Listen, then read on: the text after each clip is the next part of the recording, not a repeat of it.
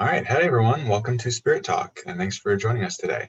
Um, we get together here on the first Friday of every month to talk about different spiritual and metaphysical topics in depth.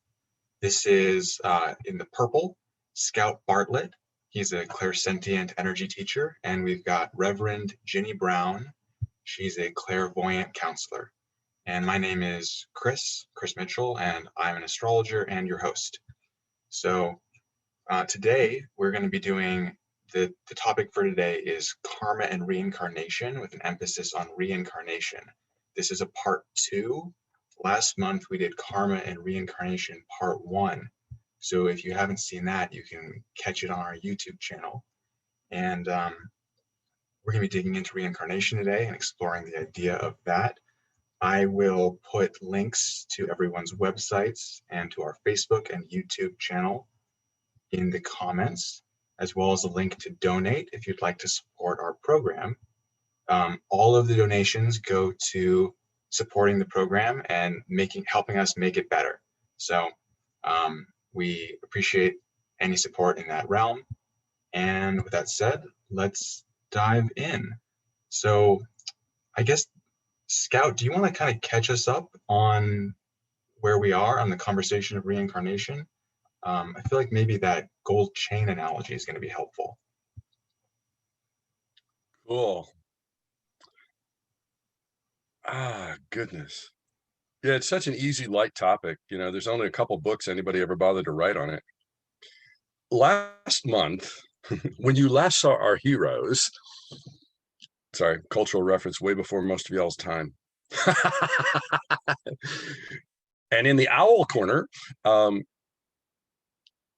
we talked a lot last month, so go back and grab that one. But we were talking a lot about the whole notion that spiritual progression, learning, and lessons, and even the word karma is not about any sort of a punitive thing of you did it wrong and now you have to, serve your penance or pay your punishment for your crime, but that instead the whole process of incarnation. And I laugh every time I use that word, because one time when I said that, my brain made the cross association of incarnation possibly coming from the same root as carne, like in carne asada. So I always hear that in my brain as in the meat. So the whole purpose of coming incarnate or slowing our frequency down to be in body or in the meat, operating meat puppets, is about a progression of spiritual puzzle. And it's a shared spiritual task that I look at when I see things, because part of my weird perception is that I sense things in energy patterns. In fact, I sense lots of life in patterns, but I sense lessons and the spiritual part of us as energy patterns. And what I see is that each of us stepped up to the table, and kind of like a whole group of great grandchildren stepping up to the table, and they're finally going through the stuff in grandma's attic, and she has great grandma's trunk, and we find this whole bag of, apparently great grandma had a gold chain fetish, and she bought cheap gold chains and fine gold chains, and when they got tangled up and knotted, they all just went in this one big baggie. And now all the great grandkids are at the table, and best we can do is dump out the baggie and everybody grabs a handful to untangle their part of the gold chain mess, or the gold chain tangle, or the gold chain puzzle, and then bring them all back and get them all lined up so that we can look at them and see what we've got. That's karma. Is each of us went in and took on a certain portion of jumbled energy in order for us to individually unjumble that energy, bring it into alignment, elevate its frequency until, as a small fragment of an original wholeness, we take on a large clump of jumble, and our gig is to unjumble our portion, to unjumble our serving of the jumble. Yeah, try that one at home. Bring it all into alignment so that we leave the original wholeness as a small fragment and we take on a chunk of jumble. And once we get it all aligned, we return to that original wholeness as a much larger clump, and thus, God grows. So karma is really not about, ooh, you've been bad and now you'll have to. It's about, well, I tried this angle at untangling that part of separateness that we experience incarnate. I tried this angle of untangling that part of separateness, and sometimes that pulls it tighter. I tried to understand death by inflicting death, and that pulled it tighter. So let me try to understand death by having death inflicted. And well, that loosened it a little. Let me try to understand death by doing it really, really long and in slow motion. Well, that didn't help at all. Let me try to understand death by serving at the bedside of people as they cross over. Look, that untangle, whatever. And death would be, sex, sexuality, relationships, ego, interaction, strength, weakness, direction, ability to focus, et cetera, et cetera, et cetera. Just death's one of mine. That sounded horrible. Anyway, and so there is the whole come at it from different angles. It's not a, gee, you killed somebody once and you have to stick around until they get a chance to kill you back, which is frequently kind of how it's thought of. It's more that you got into a space where you were crazy enough to think killing somebody was the solution, and you tried that one out. Did it work? Nope. Well, maybe you're going to have to try it out from having somebody else think killing you is the solution to their question. Let's see if that works. It's untangling all of these various aspects of separateness. That's the shortest version I can give. Ginny, do you want to actually clean that up?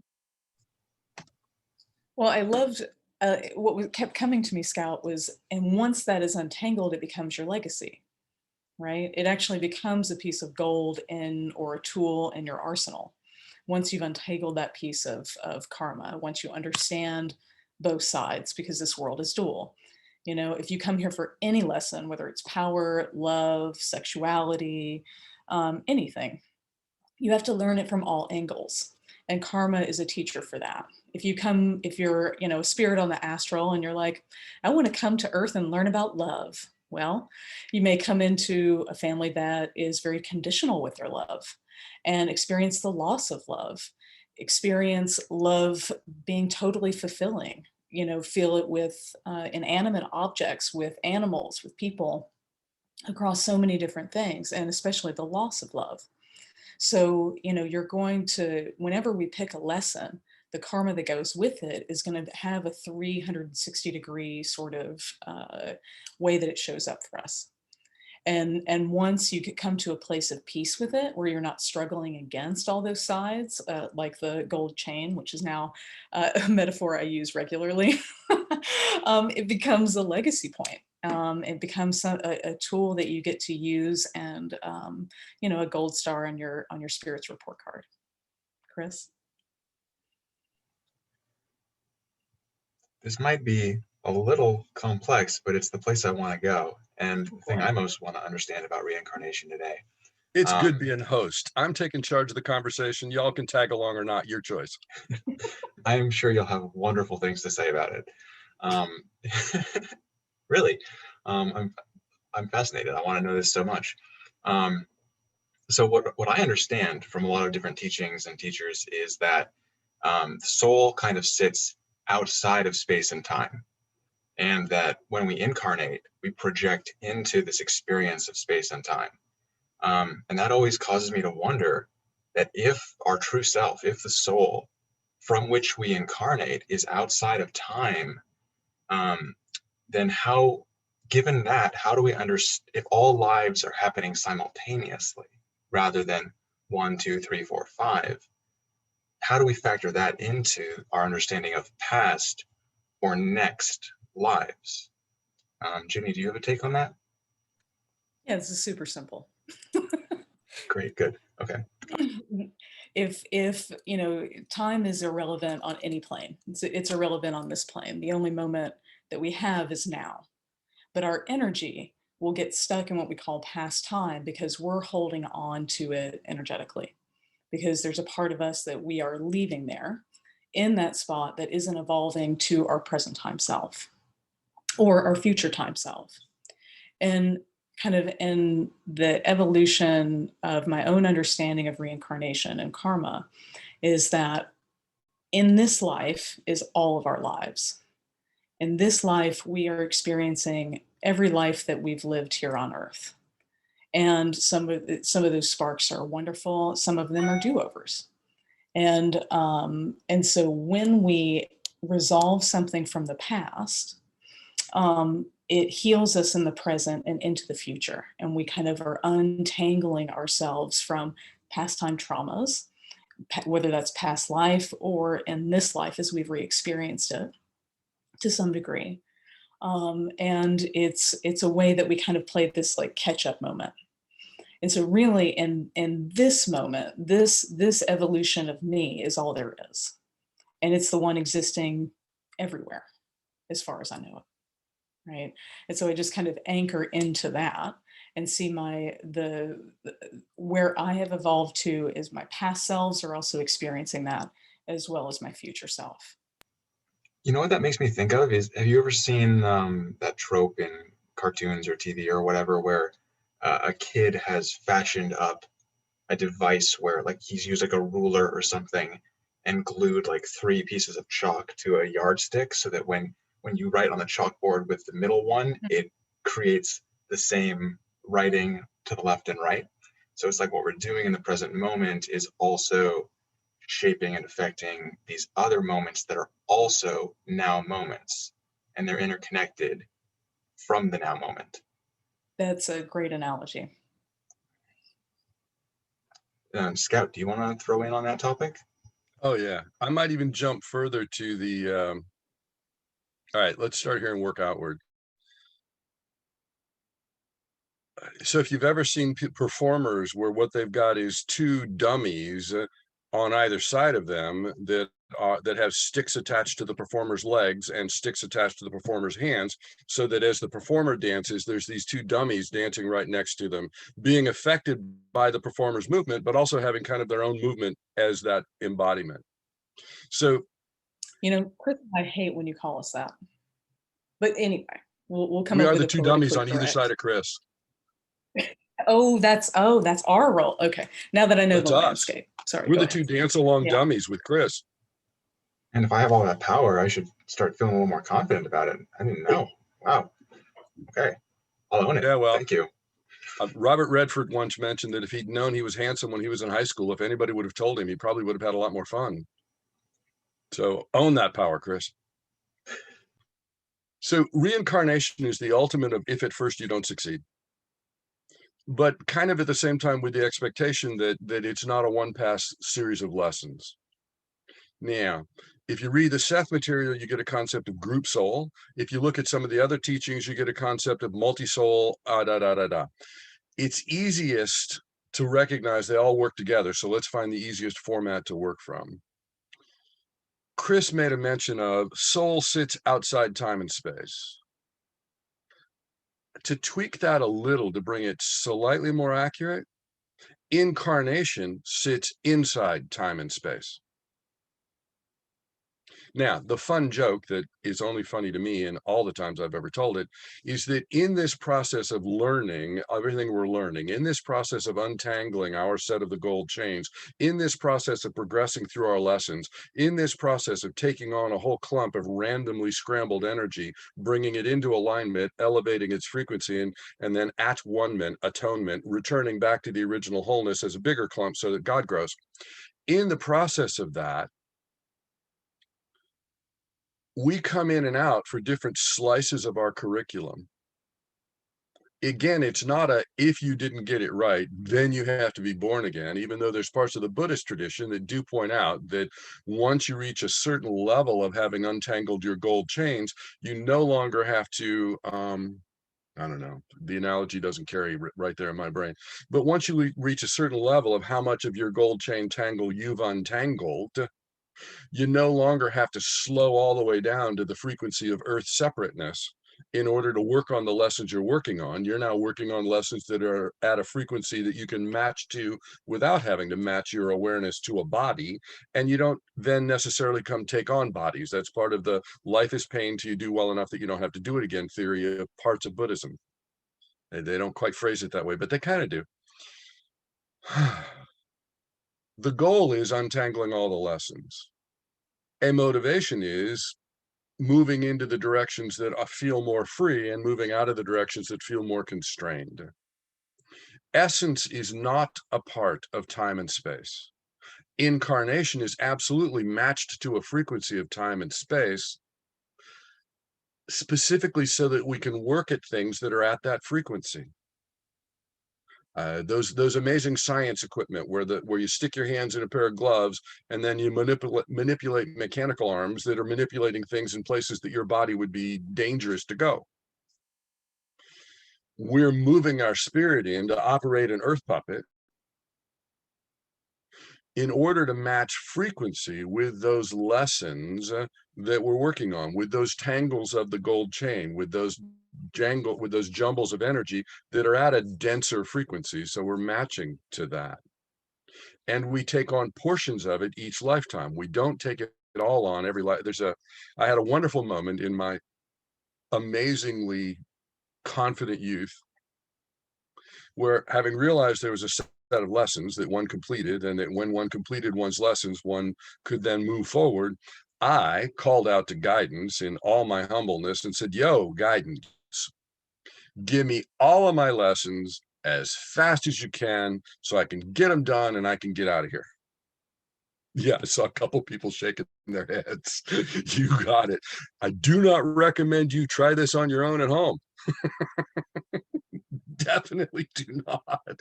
It was a really sucky period of time until I finally remembered what I'd done. And thank goodness, Betty Beathard's my first teacher that I was studying with at the time. Fortunately, Betty happened to be talking about something and had made a reference that we could, if we chose, ask guidance for a small break when things got way too heavy. And wow, that made sense. And I asked guidance for 2 weeks off. So there were two important lessons. I asked for all my lessons as fast as I could have them, and I didn't put a note in my calendar. And then I asked for 2 weeks off, and I didn't put a note in my calendar. And it was like everything lifted, and my brain said, oh, thank God we're through that. And then 2 weeks later, my world came in on my head again. And it took me a while. Oh, yeah, now I get it. And so I changed that whole scenario. That my request for guidance now is, there was a period in high school when I was getting a lot of A's, and I remember that period tests were fun because it was a challenge to see if I had it. And then there was a period in college where I was barely squeaking by, and I remembered then tests were torture. And so I kind of like made a deal with guidance of, I'm okay with dealing with life for as long as it takes me. I just want to pass life with an A average where the tests are fun. It's a progression. Now, because spirit is outside time and space, inside an incarnation, we could look at it as now is now, and before now was before now, and before now was before now, and before that was before now, and after now will be after now. But from outside time and space, they're all in the same non-place. So there is a real piece that every now and then I've adopted when stuff is weird for me now, I'll kind of like send out a mental message of, yo, any other aspects of me in other places in time that are working on this particular lesson, if you're what's making it hard, get off it. And if you've got an opportunity to pop that lesson where you are, do it, because I could use the help even from other me's. That was a complicated answer to a complicated question. That's as much as I got. It's great. It incentivizes all of us to go back and listen to the replays with a notepad. Yeah. And part of me wants to add in that, because I'm reworking my karma from like 7 minutes ago, that I don't want to be confident because people are my puppets. Just for the record. And doesn't stop us from being your puppets. I'm your puppet simultaneously at the same time, as far as I understand how this all works.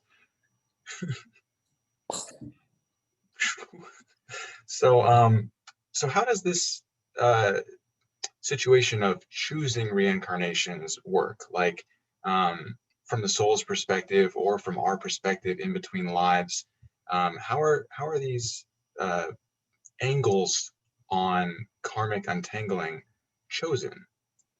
Ginny, do you want to start on that one? I believe that we're always in a state of choice. And I love the opening quote in the Course of Miracles where it talks about this is a required course, but you can take it, you can start it at any time. And a lot of, like, when we are choosing our path, we're just choosing which angle of our development we want to focus on in the astral before coming in. And then that aligns us to parents, and that aligns us to unfinished karma that we have with people around that topic. and it starts to shape our experience.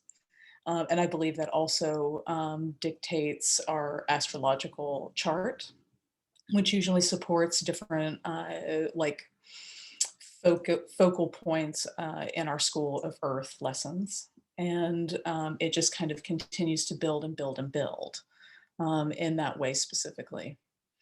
And so, from my understanding as an astral being, after we look at our Akashic records, we understand where we've been, what we've done. We choose like where we're going to continue our lessons.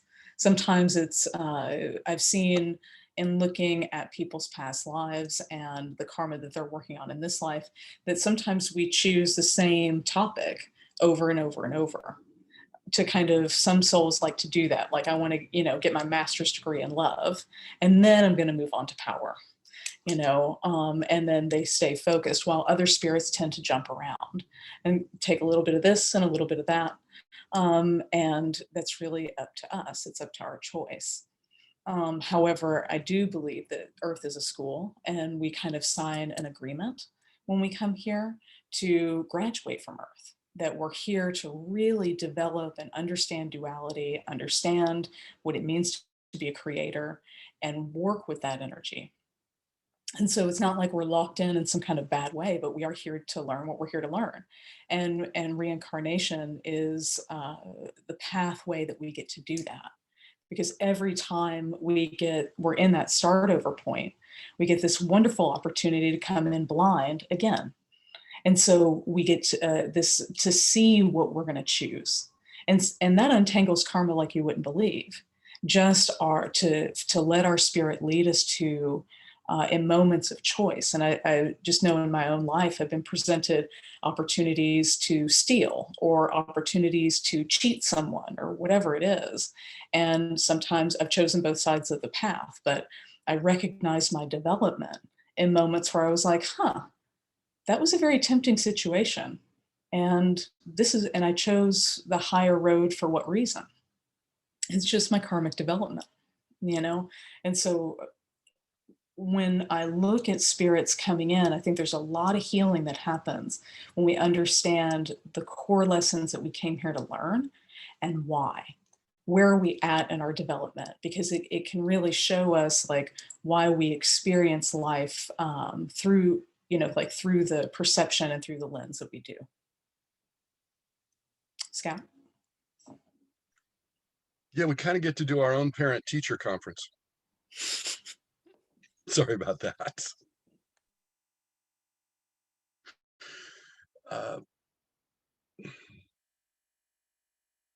Couple pieces I really like to touch on. One, wow. Thought that was going to be a short piece, and all of a sudden it's a whole lot of stuff. Earth is a classroom. We think of Earth as a planet. It's not. It's an energetic frequency reality system. We happen to experience it as a planet, but it's an energetic frequency reality system that truthfully we are all co-participating in elevating the frequency of. Earth is about to move up a step, which is why we've got so much amazing, spectacular, delightful, who knows what's going to happen next, craziness going on everything from bugs to earthquakes to volcanoes to climate to human beings to politics to nations to whatever, drug research, pot legalization, whatever, all the craziness we've got going on. Sorry, I don't think pot legalization is crazy. I think that's actually graduating out of a crazy. My personal view, you're welcome to have your own view. Oh, that's fun. We'll just tell that story. If y'all want to do the research and double check me, the reason marijuana got illegal was because Richard Nixon couldn't figure out a way to bust the peace activists, and he thought the anti-war rallies were embarrassing to him personally. So they created a whole new way to make drugs illegal, and then they snuck pot in because then they'd have an excuse to arrest drug activists or arrest peace activists during the Vietnam War, because they were pretty much sure that everybody would believe them. Even if the activists didn't have pot on them, they could plant some if they needed it. Short version. So anyway, craziness of human beings. Meanwhile, back to life as we know it. Earth is an energetic reality system that we're in the process of moving up a notch. Earth is not the only energetic reality system that operates at these frequencies of separateness. Earth was not always the energetic reality system that we operated at these degrees of separateness, because at one point in time, this energetic reality system was called Atlantis, and people were way less separate. They were telepathically interlinked until they moved forward to the next set of lessons and got to the place where we had to learn separateness, which we've now moved forward. And through the internet, we're relearning rejoinedness through the internet. And then also through, we got to give credit, the president before this one brought more people together than any president prior to that, all around the world, protesting, but nonetheless, women got together, all kinds of groups got together and said, yo, it's time for us to quit being picked on. Wow, I am all over the map. Sorry. Those of you that are trying to track this linearly, listen to Ginny. But when we're between bodies, we really get back our consciousness, and we really do a life review of what did I learn, what did I get, where did I stumble, where did I get stuck? And then we actually take on a portion of our life's lessons. This is going to be my major. I'm still going to have to take electives, kind of like college or some high schools. I'm still going to have to take electives, but this is my major. This is where I'm going to be focused. Okay. For myself and others, part of my major was clearly coming in with this weird thing of, am I going to let myself completely try to denounce living in a body and just be all of this spiritual input that I pick up? Or am I going to get lost from the spiritual input or just be the body part of the game? Or am I going to try to find a balance between what looks to a lot of the world as crazy and what looks to me as crazy? Real world stuff looks a little crazy to me, but my psychic stuff looks way crazy to a large percentage of the population, y'all not included. But you get it, there's people you don't talk to about this stuff, right? We choose a major that's got elements to it, and we come in to work on that. If we make it through the major, we actually then take on additional electives, and you could think of it as kind of doing post-grad stuff on additional portions, but we actually choose that portion. So to jump to Maria's question, how do I come back to my heart? It's two answers to the question. One, the way through all of our tangles is us coming back to our heart repeatedly and remembering ourselves in a state of love, and then looking at our circumstance through those lenses. That's the path. So it's not a, gee, how do I find a path to get back to my heart? Back to my heart is how I find the path. That's the point of it. How do I figure out, another question, Allie, how do I figure out whether or not I bit off too much? Yeah, well, bummer, sorry you're here. Not sorry you're here, but bummer, sorry, you already bought that ticket and you're in. But it doesn't mean that you want to try and figure out all of it at once. Anytime that I've found my mind trying to figure out all the pieces at once, what I found really works is to come back to here, now, where my awareness is, which was another piece of Chris's question. If I've got multiple lifetimes, or if I've got a soul that's above time, it's where my awareness is. It's all about awareness, which is why there's so much power in the be here now, bring your awareness here now concept. Where's my awareness? Oh, I'm running up against time limit. So if you notice that you're overwhelmed, don't try to figure out everything. Look at the smallest pieces of your world that you can focus on to be able to bring your aliveness there and let it move you forward, rather than try to figure out, how am I going to ring the bell when I get to the top of the mountain? Bring your focus back to, I think I need to tie my shoes, or whatever it may be. Sorry, a grossly exaggerated analogy, but you get it, right? Bring your focus back to, there's a rock right there. Let me find out how I'm going to move forward from where I am, baby steps, tiny steps forward, even while my brain is screaming, but it's a huge mountain, I have to take huge steps. Nope. Whatever baby steps you can take at bringing your heart back to you and bringing you back to heart in the midst of doing whatever you're doing, and then watching what that opens up and unfolds. And Chris, I think I'm right up against time, and I think it's my turn. So you get to announce me and then I'll do it. Exactly. Yes, I'll validate that. Go for it. I was in the middle of writing a text. Thank you so much for that wonderful intro, Chris. All right, sorry, this puppet's you're getting to see what happens to the host when he's busy processing. So at the center point of each of our first Friday of the month spirit talks, or as I like to refer to it, have a psychic for lunch once of the month Friday, noon Zoom. We like to do it meditation. And what I'm going to take you guys into is I'm going to, in a really brief version, I'm going to take you into the LIVE, Life Insights Vertical Energy Beam. I'm going to take you in and teach you the live beam meditation practice. My two favorite parts of it are, one, I love it because it's my practice and I watch it expand my energy tremendously, and for a whole, thousands of people that I've worked with.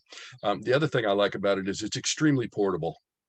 As in, I can be standing in line to make my purchase in a store when I'm in line in a store, standing on my little dot on the floor, and drop into this energetic practice and get another 2, 3, 5, 7 minutes of meditation in right there on the spot. I can be on the phone because my call is very important to somebody, and drop into this state and still, maintain an awareness. So when they finally come and talk to me, but I can be doing this practice as how I hold myself when I would otherwise be waiting. So many people would prefer to close their eyes. You don't have to. If you want to watch whatever my face looks like with my eyes closed, you can keep your eyes open. But just allow yourself to take a moment now, settle yourself in. If you wish to, close your eyes and just take in a long, deep breath till your lungs are full, and let that air flow out again.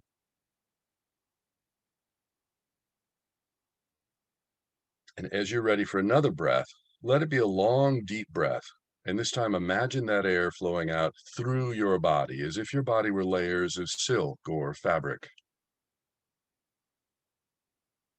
And with each breath, let the air flow in, and imagine that air flowing out through your body, feeling your body open and expand. And with your imagination, imagine reaching down to the center of this planet, Earth, and stirring that warm, rich, dense energy there. We're not talking magma, we're talking energy. But just imagine reaching down to the center of this planet Earth and stirring that warm, rich, dense energy there. And curl that imaginary hand into a cup and use that cupped hand to draw a surge of that warm earth energy right up through the planet. It's just energy passing through energy right up through the planet, directly underneath you, up and into your body, right at your tailbone, right where you sit. Straighten that beam and imagine as if you could detect any place where it's bent or constricted or twisted, and simply imagine that you could unbend, untwist, open that beam. So it's a straight, wide open beam of energy from the center of the earth, right up through the earth and into your body. First chakra, right there at your tailbone. And just imagine you could match the warmth, match that warmth there between your pelvics, there between your sits bones, up that beam and center of earth. And focusing now on that beam of energy there connected at your first chakra, base of your spine. Draw that beam up through your lower abdomen, second chakra, up through your upper abdomen, diaphragm, third chakra, up past your heart, fourth chakra, through your throat, fifth chakra, through the middle of your head, sixth chakra, out the top of your head, and all the way up and into what I'll call source, big energy cloud above you. And focus now on creating that link from the center of the earth right up through you, up and into source, so that you are surging energy up that beam, up and into this big energy cloud source. You're literally transmuting, uplifting physical level energy from earth core right up through your body, guiding it, and then geysering it right on up and into source, like those old movies when they would strike oil. And using your will now, surge that energy up through your body, increase that flow, speed it up, richer, denser, faster, brighter, make it more, right up through your body. And if you notice you're feeling a pressure, just relax against that. But using your will, your imagination, or simply perceive or see, increase that energy right up through your body, geysering into source, and allow that energy flooding up that beam to create a glow from deep inside of you. And simply let that glow right out through you and right out through everything around you. Beam of energy through the center of you, like the filament of an incandescent light bulb, speeding it up until it creates a glow from inside of you that glows out through your body and beyond. So you're glowing through everything around you: floors, chairs, walls, ceilings, people, dogs, baby ducks, baby rhinos, baby leopards, I don't know what you have around you. Letting that glow right out through you and right out through everything around you. Scout, redeeming, newspaper worthy, lotto winnings, whatever you've got in your reality. Let it glow right out through you so that you get your whole energy field supported by that stream of energy right up through the center of you. Notice if that beam is in front of your body and bring it back inside your body, just barely in front of your spine. And just sort of in the back of your mind, stay with that all the way through to the end of this program. Just sort of in the back of your mind, come back to that every time you wander off. Meanwhile, right now, give your body a big breath. And as you let it out, let it bring your eyes back open and bring you right on back into whichever space you're in. Welcome back. Thanks, Scout. That was great. I feel like I just reincarnated.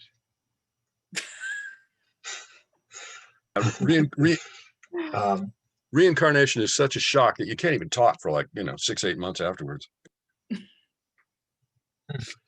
That's actually an interesting place to go next. Is there is a way in which there are tiny reincarnations throughout a lifetime, right?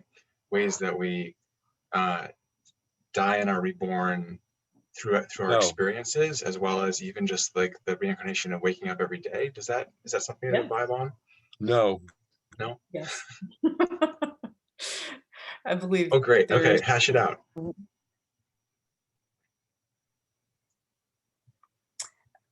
I believe we're Chris, reinventing. it's only a semantic issue with what you just said, but it's that kind of a place of if I said Hostess Twinkies are an amazing baked confection, so they're a tiny version of the best French bakery anywhere in Paris. There's a semantic issue there. They don't quite compare.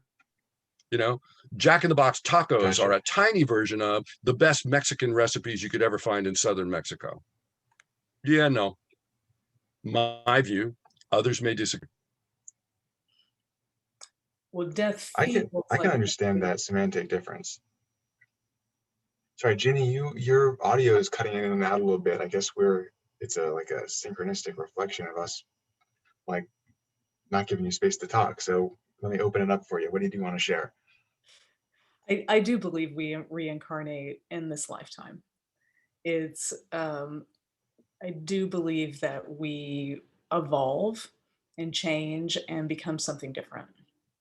And to just look at it from a growth standpoint, the level of consciousness I had at 12 and 13 years old is very different than the consciousness I have now.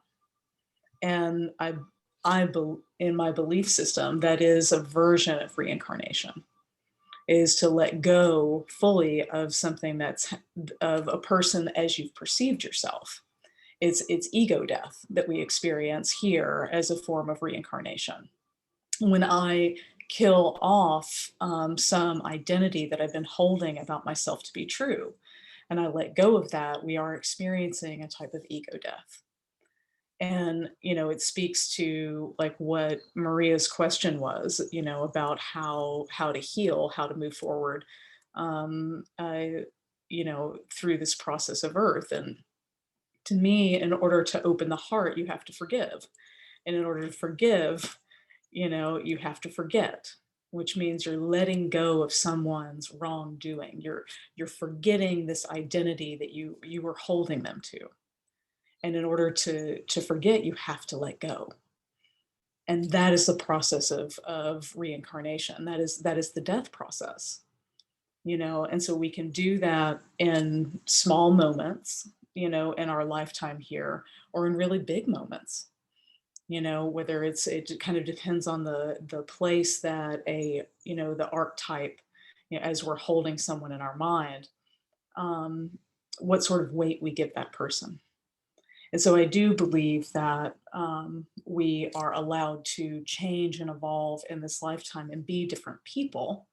I look similar to what I did then? Yes. But at the same time, this vessel has also evolved. And I like to honor that, which is why I have a phoenix tattooed on my chest. To me, every day is a moment Every time I go to sleep is a death, and every morning is a new awakening. And I do my best to treat it as such. Chris? I think I've got a good way to bridge those two perspectives, actually. And it would be to say that um, there's the mechanical, metaphysical act of like reincarnation, where we come here, we construct our reality, we put it all in place, we make the mock-up, and that's a beginning of the lifetime sort of deal. But then there's also the cycles, the way that our cells renew themselves every 7 years, or the way that our hair grows and sheds, and in ways those are forms of change within the scope of a lifetime. And using astrology as a really good way into this, you're not going to change your birth chart through the lifetime. You come here, you've got the birth chart, you've got the mock-up, the framework that you've set up for yourself, and it's always going to be your vibrational karmic energy signature. Mars is going to be where it is, Moon's going to be where it is, etc. But within that, the planets are constantly moving. The sun goes around once a year, and when it returns to where it was in your birth chart, it starts a whole new cycle that plays out. Every 12 years, Jupiter goes around the chart, and it starts a whole new. You can actually do charts for these returns, and it shows you the shape of that 12-year, 1 year, 2 year cycle. The cycles have their own imprints on them within the scope of the broader energy of the birth chart itself. Just as a way to kind of like make the pieces fit together there. Yeah, it's a semantical thing, and I apologize that I was that abrupt about it. I just differentiate those words because I absolutely agree with everything that Jenny said. Celebrating a new chance to see it fresh, celebrating every time that we actually do make a breakthrough, so that we're no longer inside the same container we were in. In my gold chain analogy, it's still different from having grabbed an original handful of gold chains and decided to slow down in frequency to match to it. So that was my semantic identification with the word reincarnation, is literally slowing down my frequency to put my awareness and attention into a body. At the same time, life process moving forward, or even as I mentioned earlier, the notion that we graduate through levels of what lessons we took on in this lifetime, and then maybe we even like take on a post-grad, as it were, a second set, absolutely 100% true. And how dull and boring would it be without that? You know, because the truth is, between astrology and parental choice and date and time of birth, my phrase is that we choose our parents and our surroundings on purpose when we're choosing a lifetime, specifically to screw us up in the exact ways we need to be screwed up, so that we'll focus on the lessons we decided to focus on. So all you parents out there, congratulations, you successfully screwed your kids up beautifully. And all of you who ever had parents, congratulations, they successfully screwed you up in exactly the ways you needed to draw your focus to the parts of your own pre-packaged energetic shape that you were here to work on and that you were here to change. And that's what we do, is we're untangling all of it, just not to beat up the analogy. Yeah, agreed.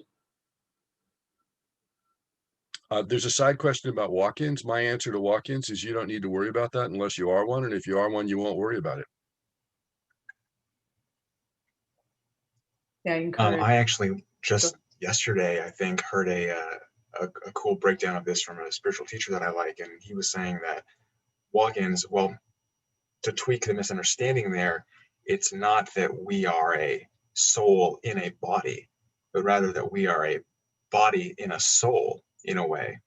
And that what people think of as walk-ins, it isn't that a new soul, a different soul, some higher dimensional alien or something comes in and takes over the body that had been someone else this whole lifetime so far. But rather, when people use the term walk-in, it's describing just a vibrational frequency shift, such that you're living as if you're a new person because you've made a breakthrough, because you're This is really fun. We have 3 distinctly different opinions. That's part of the fun of this show, is you get to find that out. That's Earth. If there wasn't room for discernment and like finding what resonates with you, like I think that it's good that we encourage people to sort through That's the point of it. Cool, but not a topic we want to stay with, Chris. For sure. Kind of like Thanks. Team Jacob and Team Edward from Twilight, right? So moving on, let me returning to the scheduled questions for today. To try I'm and wander back to our curious. original topic. We haven't wandered off that far. All this stuff kind of feeds in, thankfully. But old souls and young souls, what's your take on that notion? Is there such a thing? I think I'll let Scout go with that one first, if you're down. I was going to give that to Ginny. I want to hear what she has to say. Old cool. souls, young souls, new souls. Yes, I do believe that exists, and it's not a hierarchy. We're all here to learn in the same school. Doesn't matter how old of a soul you are, like a Buddha or a Christ. We start at the same level. And we're here to really work with all the subject matter of Earth. And so, yes, some souls I do believe to be older than others, and they've spent time on different planets developing different skills and developing spiritually. While others, I do believe that there are spirits here who started here, who are I can kind of sense them when I see them, because they really understand duality. They understand right and wrong. They understand Earth really, really well, and kind of have more of a master's, where some of these alien beings who've been spending time in other schools and come here at a different point in their development, can kind of fumble around a little bit and be like, what is this dual place? And find themselves kind of freewheeling with free will in some interesting ways. Because not a lot of places have this sort of mock-up. So yes, I do believe that there's older souls and younger souls, and this place mixes a little bit of everything. It's a melting pot. And that's what makes it, one of the things that makes it so unique and special and awesome. Scout? The most fun part that I find really important when I'm working with clients, excuse me, it is really key to remember there is no way to keep score or to score. Although in Western world, we want to score everything. Am I winning? Am I losing? Am I ahead? Am I behind? There are musicians who pride themselves in the absolute accurate rendition of, say, classical music. They pride themselves in the accurate rendition. Does that make them a better musician than the musician that prides themselves in the passion, even if every now and then, if they were on a piano, for example, even if every now and then their finger hits slightly sideways and it hit two keys at once? Which is the one that's ahead? The one that's the amazing passion, or the one that's amazingly precise? Neither, you know? Which one's the one that's a better musician? The one that makes more money or the one that doesn't make more money? I don't know. Doesn't necessarily apply. I've stop right there, Scout. Nope. Because, I've certainly heard musicians that I didn't think were very amazing that were so far up on the charts. Obviously, they were making a lot of money. And I've run into musicians that were absolutely amazing and they never got a record deal. How do you score? There is no way to score who's ahead and who's behind in spiritual growth. There's just what lesson are you working with? Because somebody may have come in with no gold chains tangled up this time around, comfortable receiving. And they just get stuff. Stuff just shows up. They just get it. Somebody else may have come in and the tangle they took on this time was to figure out how to work themselves open so that they could have sufficient. Is one ahead of the other? No, they just took on different topics. Get it? There is no way of keeping score. But it is all the process of you're here because you're here, and you're here because you chose to be, and the things that catch your attention. Now, the interesting part, there's a question over there of if I came in for love, will my path necessarily be about relationship or lack of relationship? Big time, the key dead center part of my path is about love this time. But what that translated to had way more to do with building my ability to get into and take my meditative state deeper and deeper, to find that state of source connected love, had way more to do with that than it had to do with the amount of drive I had for a dating life. It doesn't always look like what our brain thinks it would look like the key point being is follow that inner drive, and then figure out how to deal with the rest of how the world reacts around that.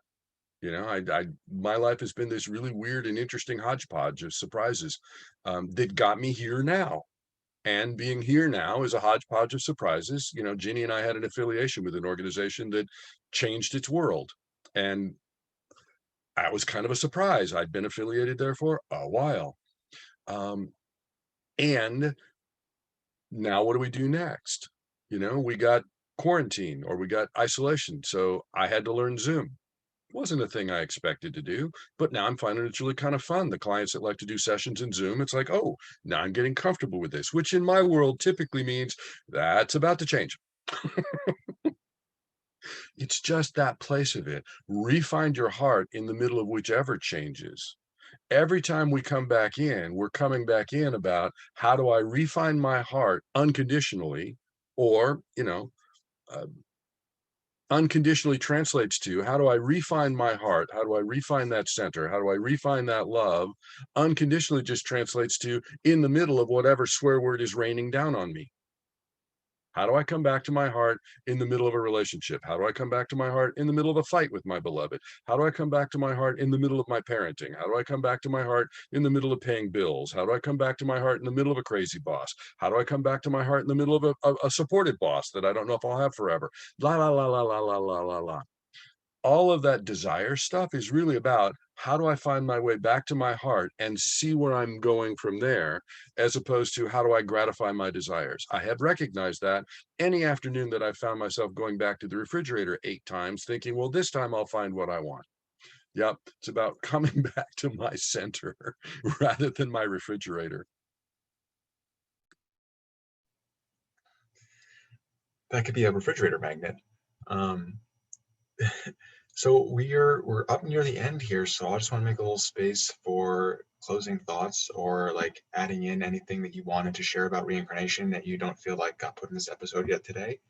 Let's start off with Ginny, and is there anything you'd like to wrap up on the theme? Well, I'm excited to talk about, especially I think it's going to be our next episode. Is that right, Chris? Where we're going to look at the afterlife. Yes, the afterlife. Yes. Because reincarnation, it feels like this topic really, and how it intertwines with karma, can really light people up.